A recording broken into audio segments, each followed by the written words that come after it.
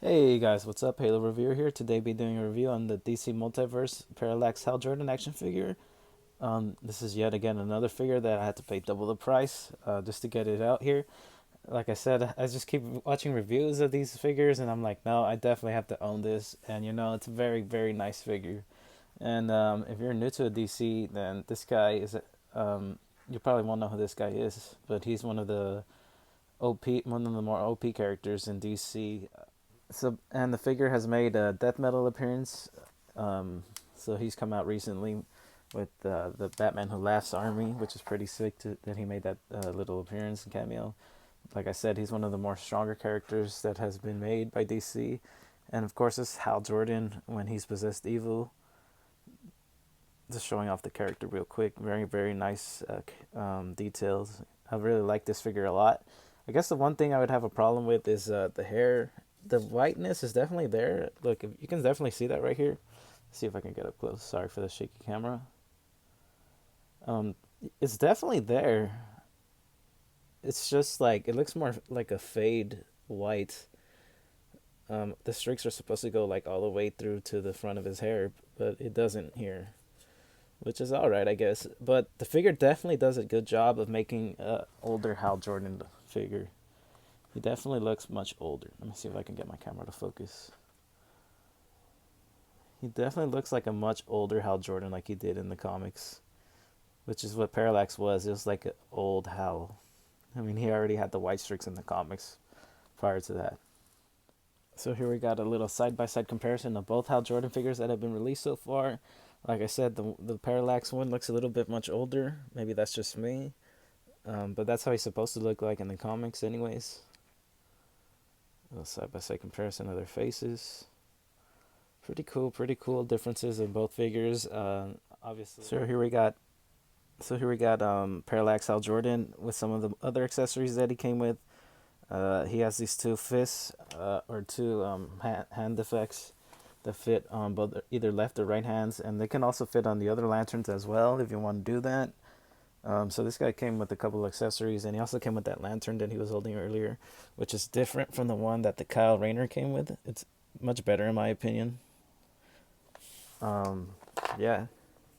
Let me show the back side of the figure because I forgot to show him off. The cape is very nice. It's very flowy. Looks like he's flying.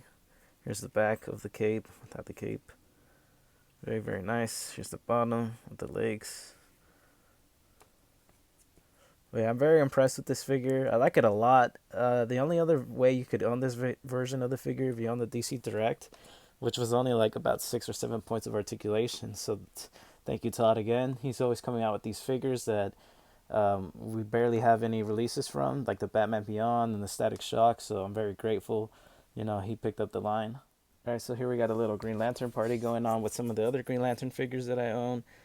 So the Kyle Rayner, the John Stewart, and the Hal Jordan, of course. Very, very nice. And they're all different shades of green. Some people are annoyed by that. I stay by saying that Kyle Rayner has the nicest suit of all of these guys, in my opinion. The best sculpt, but that's just me. So yeah, now I'm gonna get to my favorite part of the video, which is the articulation portion. Just get these guys out of here real quick and take off his accessories. So articulation is pretty great on this guy, just like any other figure. Oh yeah, and his hands are glowing. Just because that's how he uses his powers in the comics. His hands are glowing when he's creating an effect or something. This guy's very OP. You should go read the Emerald Knight and just see how OP this guy is. So yeah, double hinged elbows, butterfly joint, works about that well. He has these shoulder pads that kind of hinder it a bit, but it's not that bad. You can still do that little T pose. His legs go out that much, so you can get him to do splits about that much. Double hinged knees, 360 ankle that goes up and down, pivots very well. Toe articulation that goes up, not so much down. I don't really have use for that in my opinion. Articulation at two sections of his torso, upper articulation, and then at the lower waist. So you can do something like this if you wanted to. Then move around his body, just showing that off as best as I can with one hand. So yeah, and his head can go up 360 if you wanted to. I'm not gonna do that. I'm not gonna force him to do that. And he looks up about that much, and he looks down about that much. So yeah, that's it for the review. Let me know how you guys feel about this figure. Are you gonna pick them up? I'd actually wait. I have a feeling that Todd is gonna release them again at Walmart online, so I'd wait and not pay that retail that second buyer price. It's kind of expensive, but yeah, he's a pretty sick figure though, nonetheless, and one of the few Parallax figures we own. And leave a like and comment on my videos and check out my other videos. Have a good one.